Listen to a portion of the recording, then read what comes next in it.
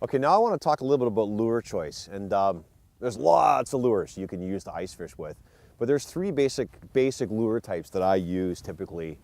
And I think it makes a lot of sense to use three types. Now, first thing I'll say is I've got all my lures here. I got my three lures of choice on three rods in my pail. Now, maybe you don't want to start with three rods. It's too much expense, you know. And if that's the case, you can just tie on lures and change your lures. Maybe use a little swivel or a clip. But I like a three rods, and I put my lure of choice, the three kind of basic things I use on those three rods, so I can switch a lot. Okay, so types of lures.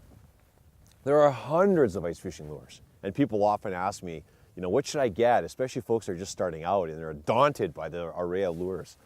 To me, there are basically three ice fishing lures that you want to consider. You know, one is a jigging spoon, the other is a good old lead head jig, and the last but not least is a rattlebait, a lipless crankbait. They're the three basic lures that you want to have.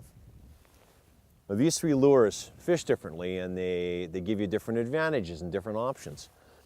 Any given day, I always start out with a jigging spoon. I love a buckshot jig.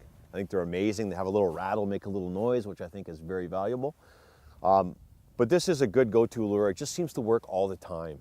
You could tie this lure on your rod and basically catch fish all winter long and never take it off. It's that effective.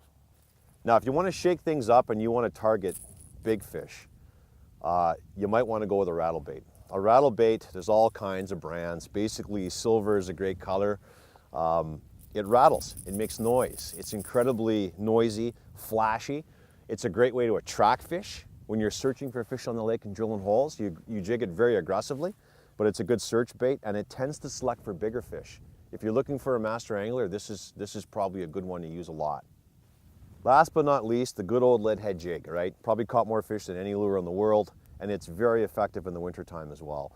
And this is a subtle approach, right? This is a thing you might use on a day when the fish are not that active and not going that hard, they're not biting that hard, but it's great to mix in a jig. Colors in all cases, experiment. I like yellow, I like pink on the lake. Experiment with colors. To me, white, yellow, and pink are the three primary colors you want to use. But again, experiment and let the fish tell you what they want.